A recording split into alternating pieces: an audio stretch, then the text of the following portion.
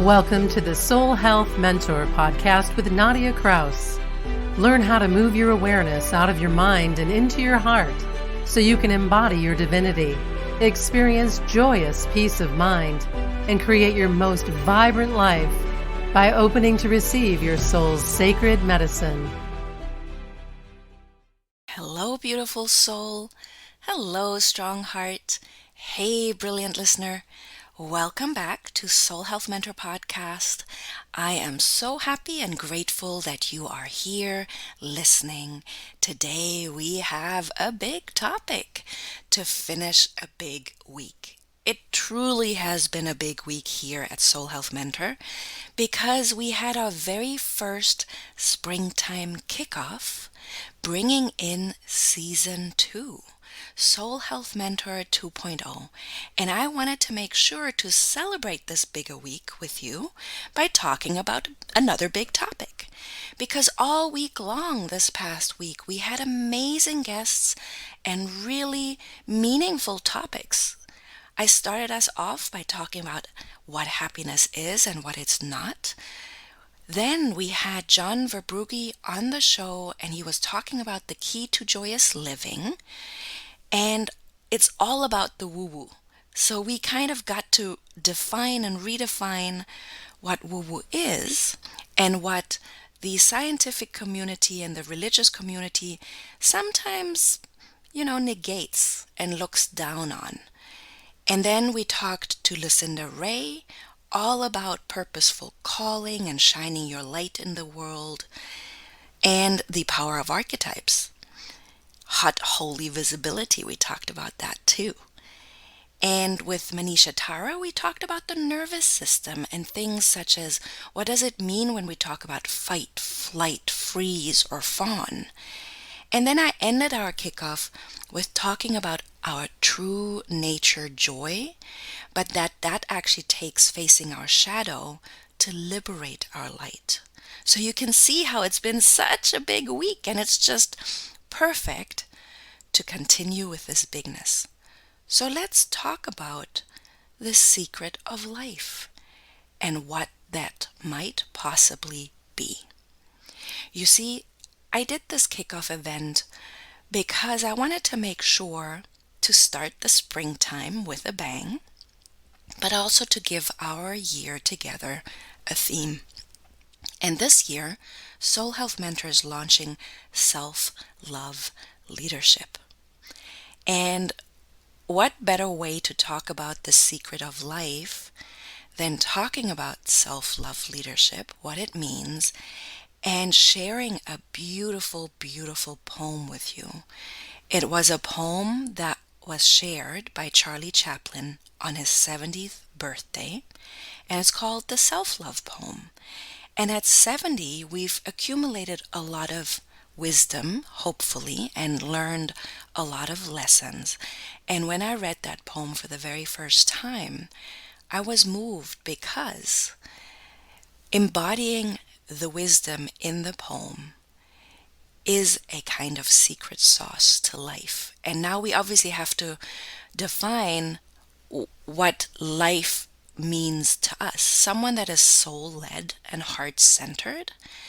Life needs to be happy, fulfilled, meaningful, on purpose, helpful, cooperative, harmonious, joyous, peaceful, vibrant, alive, all those things.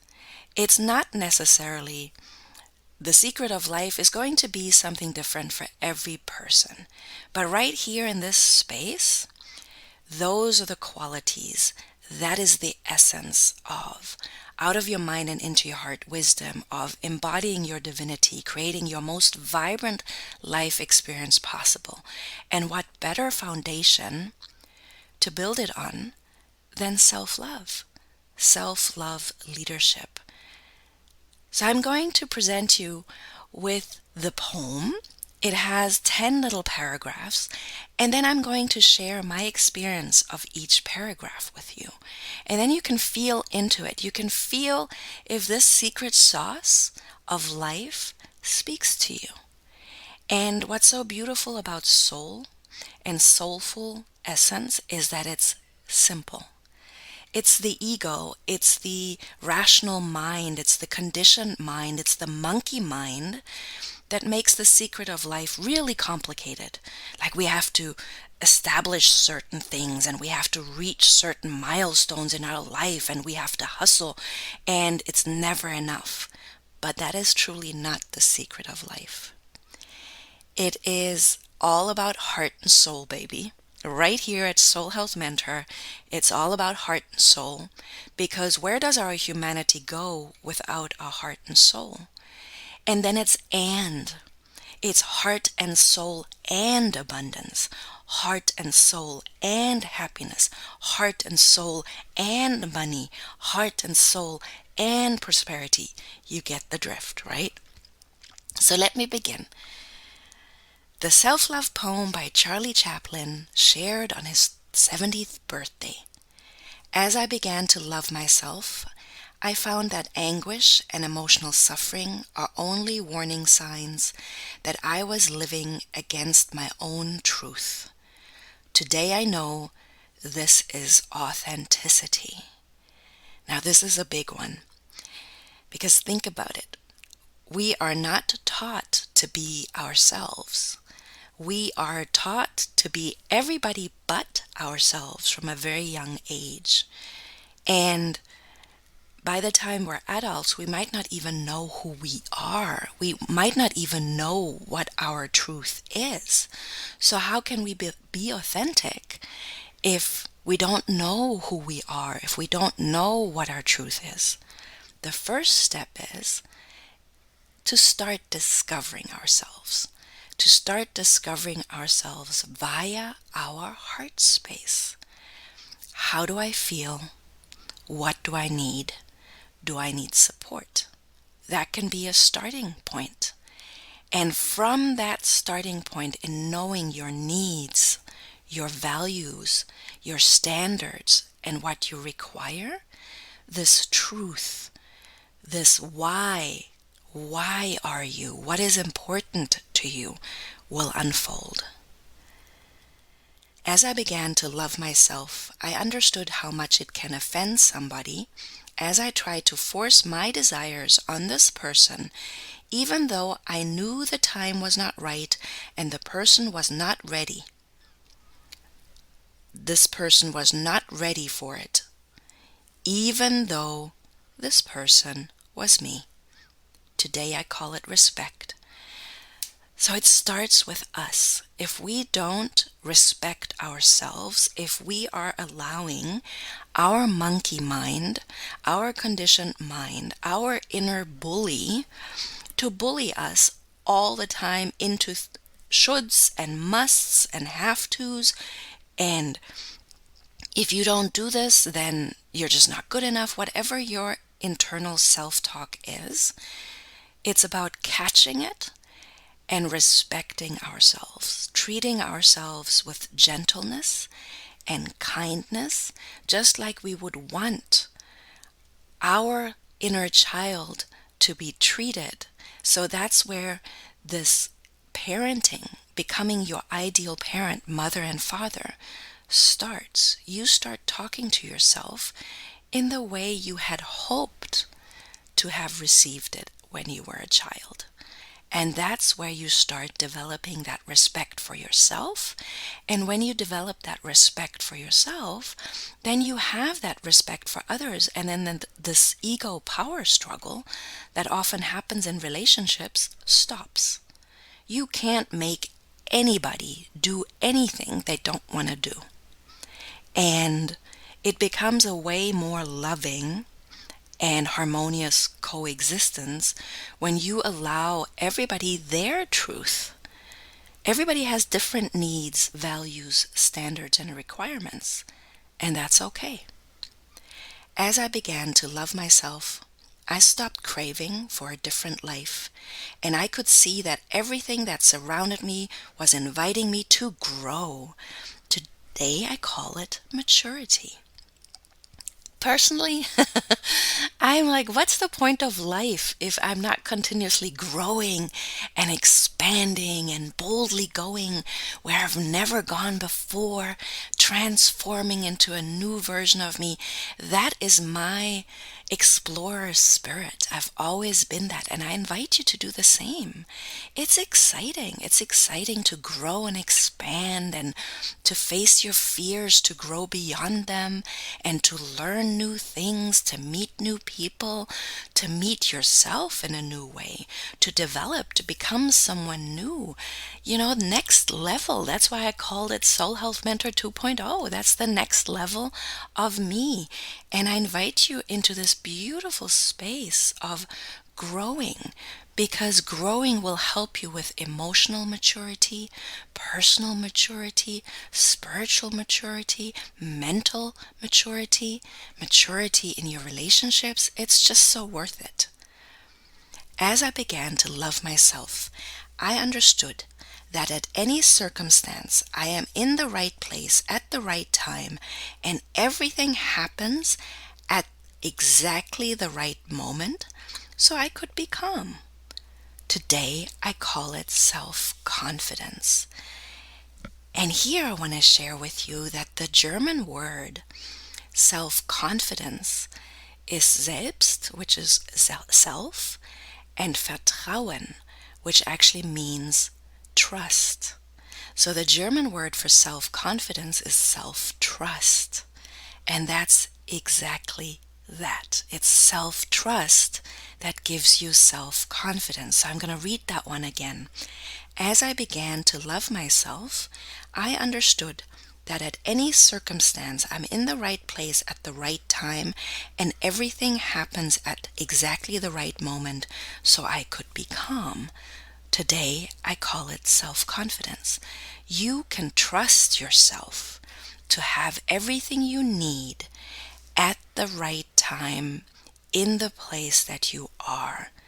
And the more you develop this inner relationship with yourself through out of your mind and into your heart wisdom, the more self-confident and self-trusting you become. It's a beautiful journey to watch yourself grow and expand in this way. And it's very peaceful. It really is. There can be chaos around you. There can be drama around you. When you come back to self-love, into your center, and to knowing that you have everything you need and you can trust yourself, you can trust your life, you will be shown the next step. There's so much peace to that way of being. As I began to love myself, I quit stealing my own time, and I stopped designing huge projects for the future.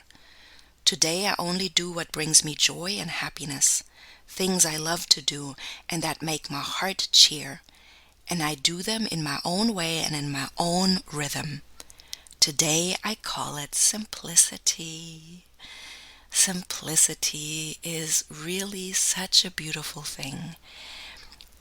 How do I feel? What do I need? Do I need support? As your foundation for simplicity. How do I feel?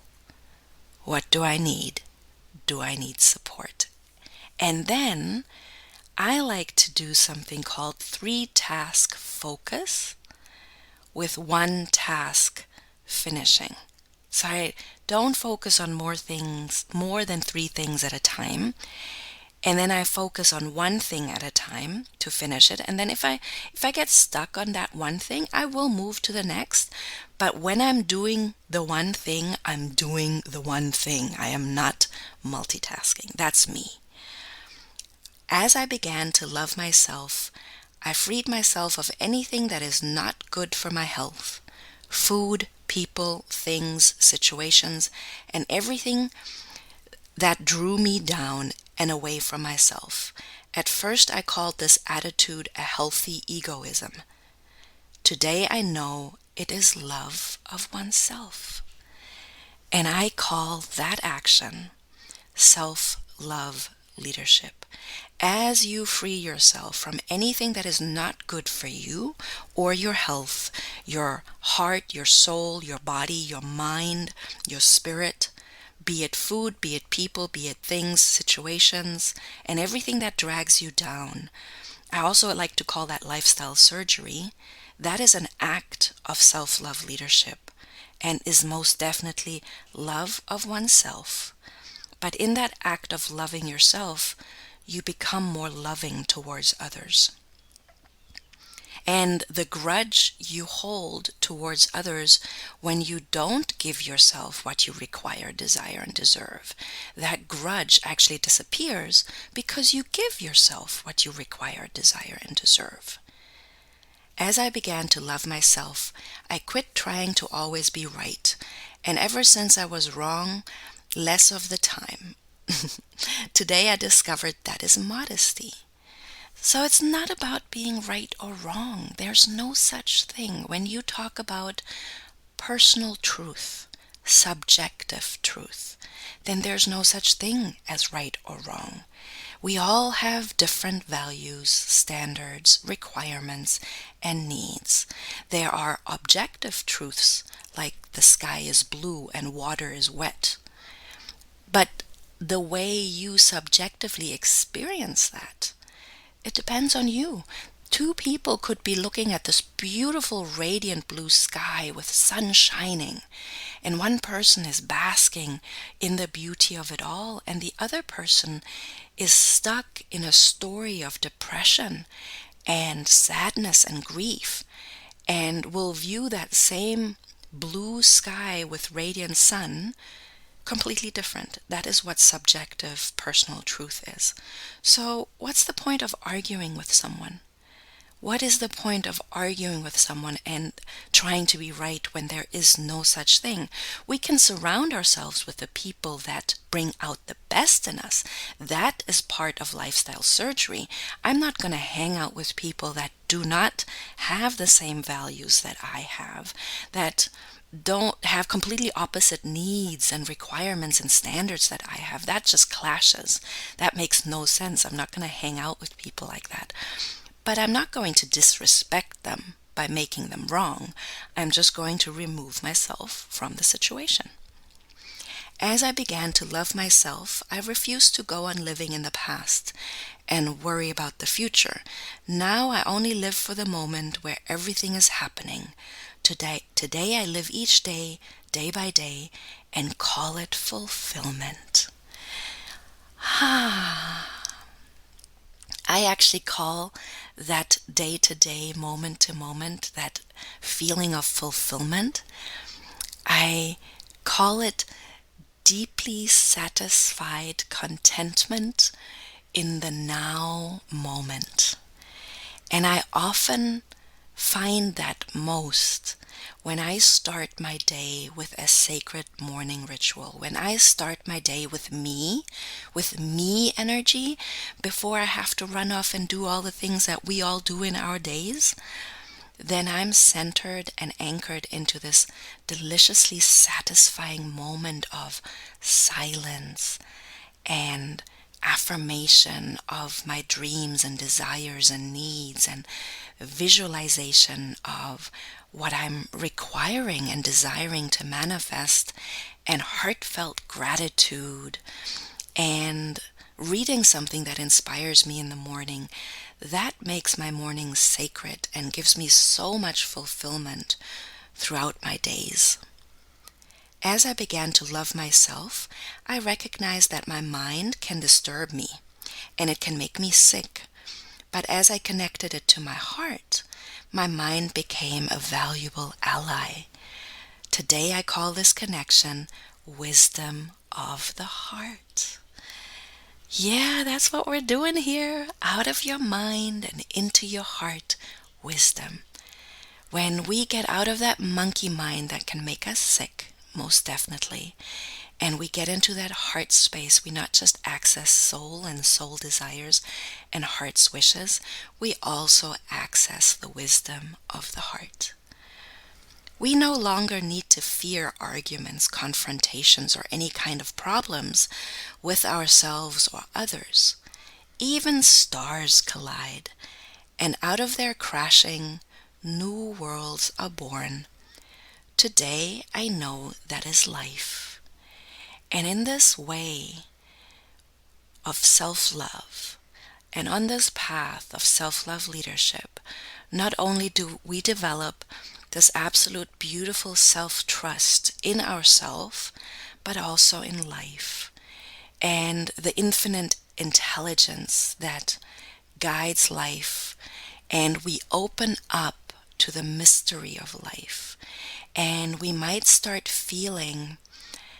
I'm going to share a soul power mantra with you, a soul power mantra of mine. We might even feel either the I am statement. I'm going to say that first. I am in sync with my incredible life, experiencing miracles. And if we're not there yet, that's okay. Then we can say, show me my incredible life. Show me how to be in sync with it, experiencing miracles. And that is the power of self-love leadership. And that, in my world, is the secret to life. Thank you so much for being here, and I will talk to you next week. I just realized I forgot to tell you before I head out. If you missed our kickoff, not a problem. Go visit soulhealthmentor.com, top button on the left, episode 68, go to the show notes, and you will see that I've linked the kickoff page. I've linked the self-love leadership timeline and all the topics we'll be talking about. And I even show you how to download the Podbean app, because I would really love it if we started a conversation.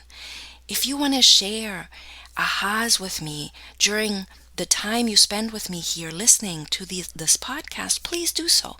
If you have questions, if you have ideas for podcasts, if you want me to talk about a very specific thing, let me know. And I really do love engaging with you in that way. I love receiving comments via the Podbean app. Of course, also on my social media. But the Podbean app is just perfect for it. And I'm a very social being by nature, so that just would be so wonderful to see you there, speaking with me, talking to me, engaging with me, asking questions, and sharing your insights and ahas. Until next time. Thank you for listening to the Soul Health Mentor podcast with Nadia Kraus. If you like what you heard, please subscribe, rate, and review at Apple Podcasts or wherever podcasts are playing.